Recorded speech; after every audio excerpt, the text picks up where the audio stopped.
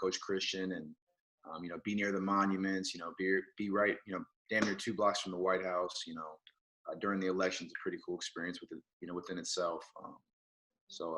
I've really been enjoying it though. Enjoying How, it.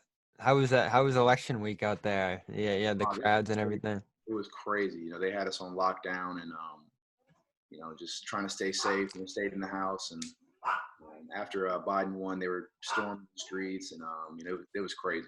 It was absolutely crazy.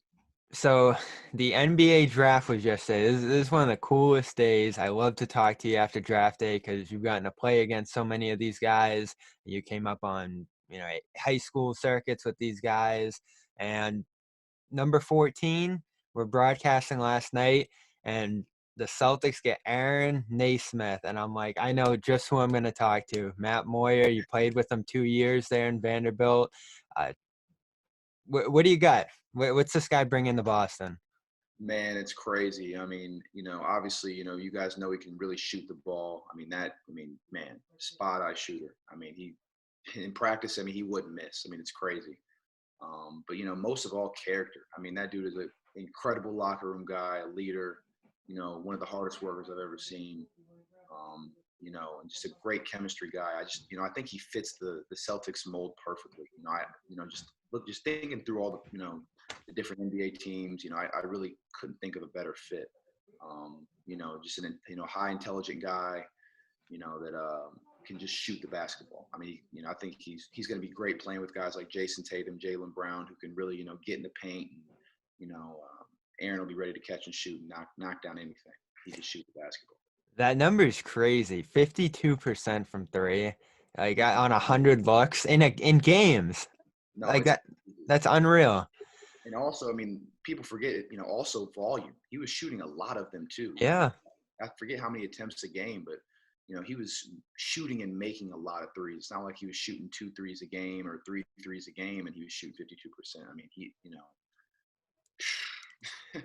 He can really shoot the ball. So the offense you guys were running there last year got him 23 points a game, a ton of looks, like you said, and he had a big jump. 2 years ago, he was probably 32% from three, if I remember correctly. Had a decent year, but then has that huge leap under Stackhouse last year. What kind of things were you guys doing offensively that got him going at that level? Well, Stackhouse does a great job, with his offense. He has a lot of different plays, a lot of different sets that we ran last year. And then also, what's really attractive to the NBA that, they probably saw was, Stack runs an NBA offense. So, all the same types of looks, all the same types of reads that, he'd be getting, certain plays, are the same type of plays that, he'll be getting at the next level. So, I just think the offense fit him. And, obviously, like I said, he can just shoot the daggone basketball. I don't, it doesn't matter what you run for him. He's going to come off screens and he's going to make shots at a high level. What should people know about him personally? Yeah, you said he's a great personality. His brother goes to Harvard, I know. What do people got to know about him as a person coming into Boston here? Definitely that, he's just, man, he's humble. A humble, great person. If you saw him in the street, he would definitely strike a conversation with you. It's crazy. I was just talking to some of my buddies at Vanderbilt about it, how just crazy it is. He got drafted, 14th pick in the draft going to Boston. And it's just crazy, just the aura about him. When you're around him, you would never, think he's, this lottery pick. He's always striking a conversation, always, asking how you're doing. He's just an incredible human being. And I think that's something that Boston, the fan base is just going to eat it up. And the program as well. The organization is going to love him. And isn't this something? So this year, you had no Kansas, Duke, Kentucky, and whatever other big school was in there. None of those were in the lottery. Last 2 years, the only school that had lottery picks in each year was Vanderbilt. Unreal. Yeah, just that's just crazy within itself. I saw that stat and I was blown away. I'm also really good buddies with Darius as well, and got a chance to talk to him, and he's excited about Okoro coming in, and but it's crazy. It's crazy to that these past 2 years I got a chance to play with 2 lottery picks and become damn near best friends with these 2 guys, and really bond with them, and it's unreal. Unreal. That's just unheard of. unheard of. It's a blessing. Yeah, I'm thrilled about Nesmith. There were a couple guys I liked there. R.J. Hampton, I was excited about being there. Mhm. The Precious Achua, I thought would have been awesome with Boston. But this really is a guy that the Celtics haven't had in forever. A guy who can just knock down shots from any range. I think that range thing with him is very encouraging, like the depth he was hitting threes from. Like I saw one way in the corner, one like way on the wing. Like this guy had NBA range and then some. How good do you think he could be at this level? Like he definitely fits in right away, but like what's like the ceiling for this guy?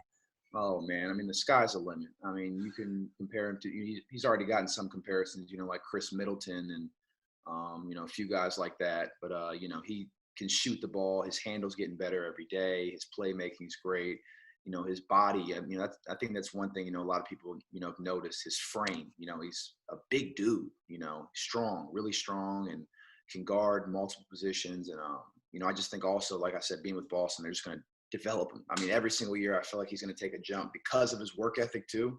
I mean, his work ethic's already on another planet. So you take that with the resources that the Boston Celtics have. I mean, I just think that's just going to be the sky's the limit. Yeah. This, What's your favorite memory in practice? Watching him in games. What was your favorite memory in the 2 years that you were with him there? oh man, I mean, the memories just I there's probably not even a specific memory. Just as far as a player, just watching him every day and just his shot making ability. Every single day, we're doing 5-on-0 or we're doing a shooting drill. He just doesn't miss. Yeah. He doesn't Did you, miss. did you have to guard him at all in practice? Oh yeah, I guard him. I lock that up. No, I'm kidding. But he's a special talent and a special person. And honestly, I'm more grateful for the time I got to spend with him off the court because Yeah. just knowing him as a human being and knowing how humble he is, and how many blessings that are coming his way. I mean, he's just perfect personality, perfect person. Very highly intelligent. Was an excellent student at Vanderbilt. So just I'm just happy for him. Sky's the limit. Nashville looks fun for you, Matt. You guys definitely enjoyed yourself there. The Predators games, the city, like that's one of those things you probably got to look back on. You're like, I got to experience that before COVID, before everything got shut down. You had those 2 years there. Like I was just thrilled for you, seeing how much fun you had there. Yeah, Nashville is people don't. It's funny, before I went, committed to Vanderbilt and took my visit and whatnot. I just had this picture in my mind, like Nashville's like just this southern, like I don't know, like not really metropolis type city. And you get down there, it's incredible. Skyscrapers. You have Broadway. And just the city, the energy in the city. It's a special energy. I think. Preds games is incredible. The Titans games is incredible. Um, Nashville's a special city and it's continuously growing. And as you can see, it's one of the, sought after destinations for, bachelor parties and, this and that. And, people are starting to want to go there more. And, pre-COVID, I mean, it was, it was definitely a cool place to be able to live and, soak up that culture in general. I was trying to get down there, but it's 11 hours from me. A couple weeks ago, before things really got bad, I was like, should we go down there? And the 11 hours was too much for me. I used to do 5 hours between Hughes and Boston, and then Right. I've done the 9 hours to DC, 8 or 9 hours, but 11 was too much for me. You've had an interesting college journey. You've gotten to be in Syracuse, you've gotten to be in Vanderbilt, George Washington. I guess part of you probably thinks it's tough that you've had to jump between these different teams, but it's also probably been a pretty good college experience to see, three cities like that, be around three teams. Like, do you kind of look at that as more of a positive or, a challenge that you've had to gone through? I think it's a little bit of both. I obviously, it's a challenge because of the coaching. I've had a lot of different, 4 different coaches in 4 years of playing. That's a challenge within itself. But as far as from an experience standpoint, I mean, just love to, all the people I've met. That's probably the best part about this whole journey. I've met different people. I've been able to experience different cities, different things. Just I think it just molds me. I think it shapes me and makes me the person I am today. And I wouldn't trade my journey for anything.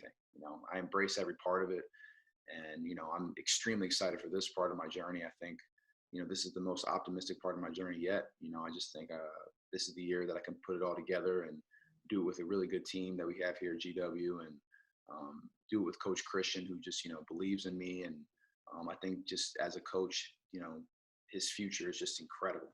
I think his ceiling as a coach is the highest it can be. And I'm just, ecstatic to learn from him every day, and just be with this team and be with this programs. So where are you at as a person, as a player, whichever direction you want to take that? I probably met you 2-3 years ago now, probably pushing 3 years ago now at Syracuse. Yeah. How's your life changed? Your game changed? Whatever direction you want to take that in the last couple of years.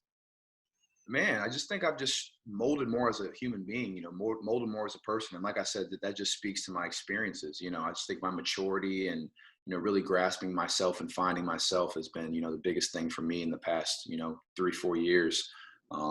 Even with my game, I think I've, throughout these times I've had, throughout these changes I've had, consistently worked hard and consistently tried to add things to my game every year. And, now I think, like I said, now this is the perfect opportunity to get the opportunity, I've dreamed of, because I think I've, shaped and molded myself as a person, and shaped and molded my game, to really take advantage of this opportunity I have this year with this team. So, I definitely think my versatility, I think, at Syracuse, I was, more of a short corner, dunker or whatever, really didn't, do much besides that, rebound and just play hard. But I think, this year I'm going to be able to show that I've added a lot of different things to my game, as far as, handling the ball, shooting the ball, and doing a whole lot of other different things, passing the ball as well.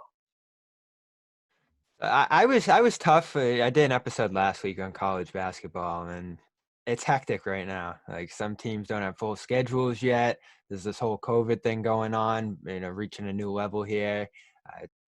Things are just kind of all over the place, and I'm sure it's been hectic for you guys too. Last couple of weeks, Syracuse got shut down this week. Quite a few teams in the Northeast are on lockdown now, and it's less than 1 week until the season starts. So, what day are you guys opening? We're actually opening college basketball the 25th. 25th. We'll be on CBS, and we're the first game back from COVID. So, opening up the college basketball season. Prayerfully, knock on wood, we don't have any COVID incidents, or, nor Navy, and looking forward to kick off the season. But just crazy, like you said, though. I mean, with all these programs that are already shut down, what is it, like 20, up to maybe 20 programs? Yeah, up over 20 now. Yeah.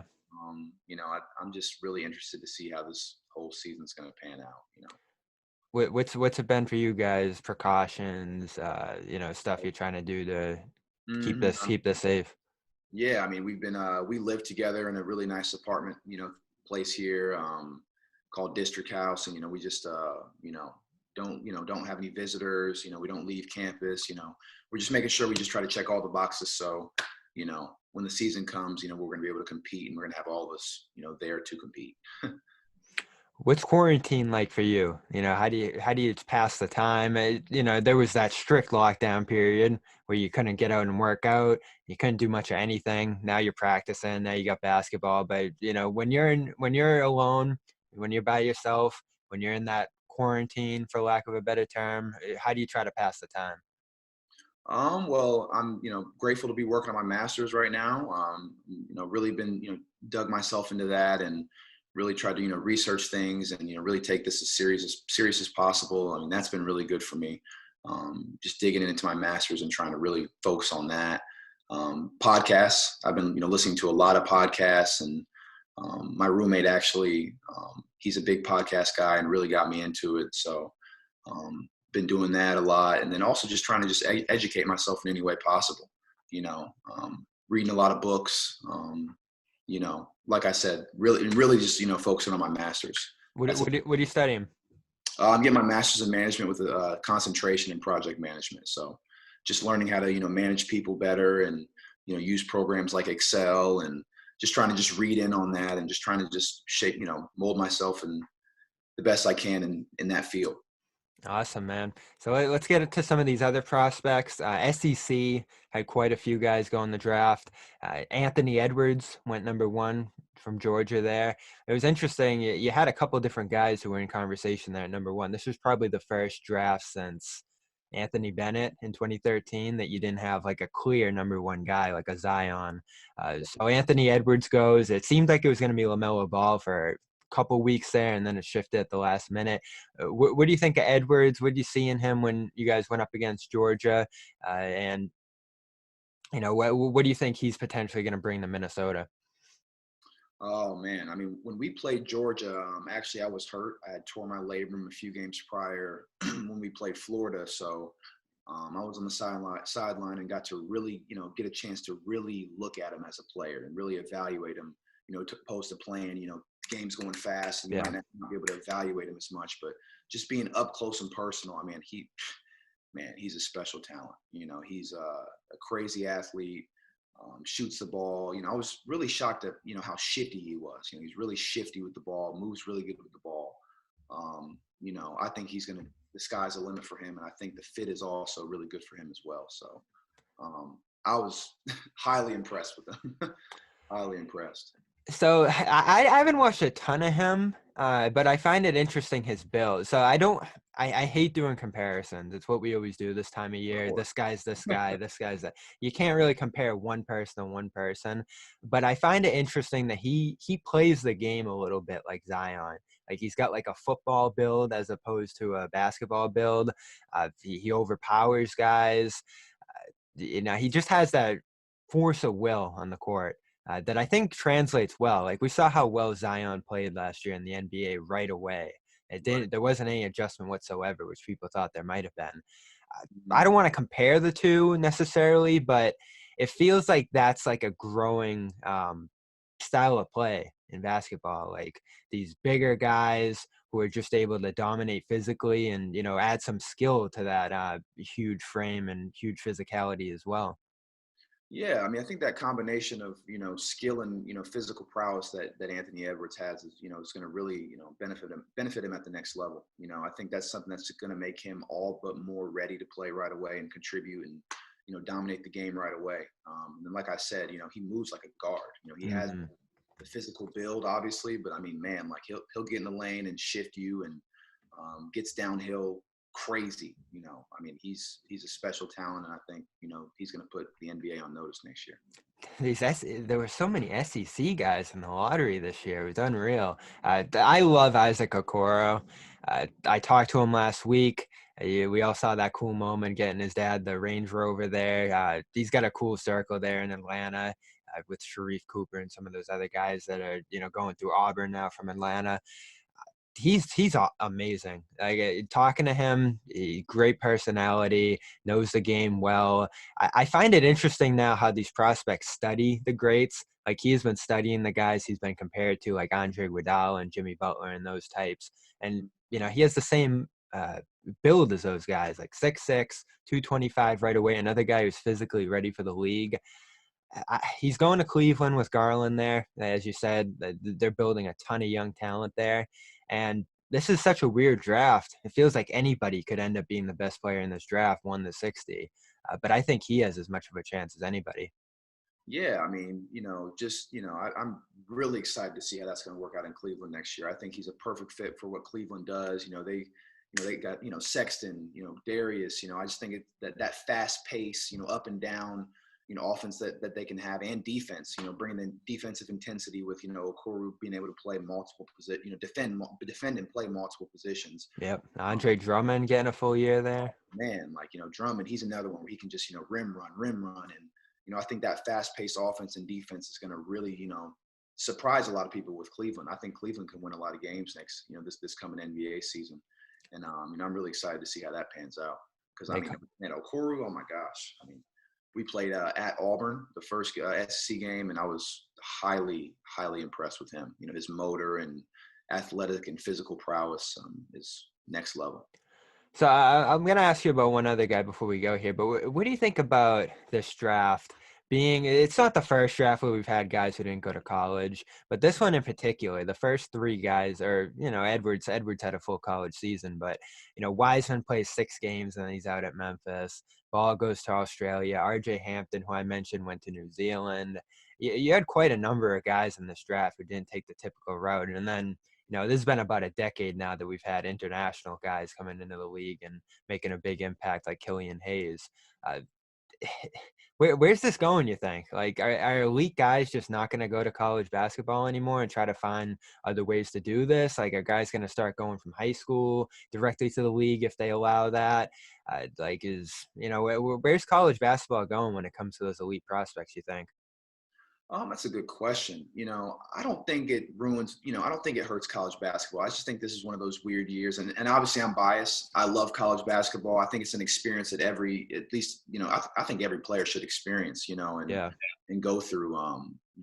This definitely was a weird draft. And, I think it's also going in the other direction. You're also going to see a lot more, high school kids and, guys like, Kenyon Martin Jr., IMG, he goes to IMG for a year, he gets drafted. Yep. Like you said, LaMelo Ball, et cetera. But yeah, I think colleges should still be valued, and I think the value doesn't drop. I think it's highly important. Obviously, you're gonna have your few guys who, 2-3 guys every year who maybe can duck that route and maybe has the talent and skill to go straight out of high school. But I think it's, as far as your development as a person and a player, I think going to college is extremely important.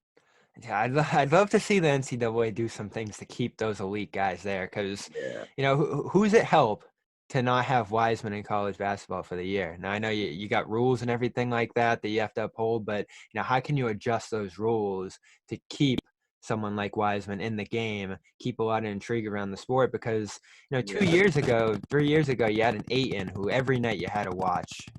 Zion, every single night people had to tune in to watch Zion.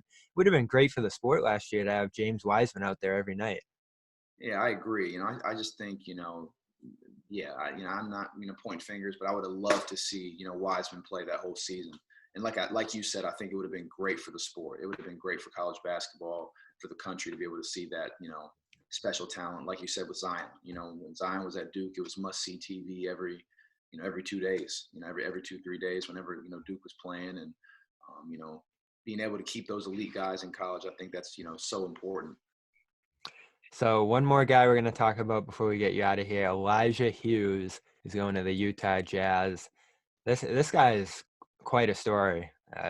I got to cover him last year during his huge season at Syracuse, leading the ACC in scoring the way he did, improbable, coming from East Carolina, not having those elite offers out of high school. This guy's an incredible story, and now he's going 39th in the draft. It's been a couple of years since the Syracuse guy got picked in the draft, and this guy's ready to go. Like, his dedication is there. His work ethic is through the roof. The amount of weight he has lost over the last couple of years has been amazing to see. And, I got to go to Beacon, New York and meet some of the people he grew up with. And that city just kind of revolves around him. It's pretty cool the way that he's just risen. You got to have that 1 year there at Syracuse where he was sitting out redshirting, comes in the next year and he's kind of a role guy there in Syracuse, catch and shoot player, playing off Battle, Brissett, those other guys on a pretty loaded team. And then the next year he just comes into that lead ball handler spot. His playmaking, leading the team in scoring, seamless. Like, the different roles he had to go through, he just fit them all perfectly. And I've never seen a guy at his size, probably 6'6", blocking shots the way he does. Like, defensively, this guy's an impact player too. And I'm so glad he's going to Utah, which is a legit team, great coach, and going to be able to develop him and fit him in right away to winning. You got anything more to add on Hughes than that? Oh man, well, Elijah, I think also what people forget is I played with Elijah in high school. That's right. Yes, I played with Elijah my senior year at South Kent, and got a chance to really see him up close and personal and play with him. And we always saw it. It's like, man, like, this dude is special. Like, there's no no offense to ECU, but I was like, man, this dude is a pro. His playmaking ability is just off the chain. His athleticism, his ability to shoot. I'll never forget, we played Brewster and he hit like 8 threes on Brewster. And, I just remember going home, or going back to South Kent and like calling my parents, like, man, this dude is real. Like, this Elijah Hughes dude, like, man, he is the real deal. And then, like you said, seeing him play at, or seeing him for, during his redshirt season, was also incredible. That whole entire year, he got so much better. and just grew his game, and worked with Coach GMAC countlessly, and spent a lot of hours with him, and just continued to expand his game. And then what you guys are seeing, his past 2 seasons at Syracuse, I saw it, for years. He's a special talent. He's funny too. That guy Yeah, is really fun. And you're a funny dude yourself. I always thought Tyus Battle was pretty funny too. Like that group you guys had in 2018 was just a funny group of guys. Marek, Pascal, Frank. Like it was just a funny. I'll never forget that Selection Sunday. You on the IG Live there, everybody just going crazy. Like you guys are just a bunch of funny personalities. yeah. That 2018 team was special. Definitely a fun ride. Yeah, a lot of funny personalities too. Yeah, no doubt. All right, Matt Moyer, George Washington University this year. Check them out next week as they're getting started on national TV. Last question before you go. Who in this draft, out of all the guys here, there's been quite a number we've talked about today, who that we haven't mentioned do you think could be that guy who sneaks through, is kind of seen as the steal of the draft? You always have one of those guys at 14, in the 20s, maybe even the second round, like a Jimmy Butler. Who do you think could sneak through here and be the guy that everybody says, wow, like he should have gone so much higher? I'm gonna go with a guy who was undrafted. I'm a little Oh, biased. all right. I played in high school with him. I'm gonna go with Miles Powell. I mean, I think he's dynamic, dynamic scorer. He signed with the New York Knicks. He's a guy that I think can score the ball, and also is a really good playmaker. And I just think, you know, him getting an opportunity with the Knicks, I think he's going to blow up. I think he's going to be like an Alonzo Trier type deal. He was special. Like Yeah, he was one of the best players in Seton Hall history. They had those Fox specials where he would be on TV playing those great teams in the Big East there, and he was always balling. That's a good name. I didn't even notice him because he went undrafted last night. He was so fun to watch in college. I think of Peyton Pritchard too, going to Boston. He was yeah, another guy who was on national TV a ton, just hitting big shots. And you never know if those great college players are going to translate, but I mean, they definitely had two of the better careers you'll see out there, scoring guards. yeah, no doubt. I mean, that has to be my pick, Miles Powell. For sure. This was a deep draft, ton of guys in here. Always good to break them down with you, Matt. Best of luck to you this year. It's always a blast talking to you, and I enjoy watching you and following your journey as well. Thanks, boss. I always love talking to you as well. I mean, this is what I've known you for 3 years, and always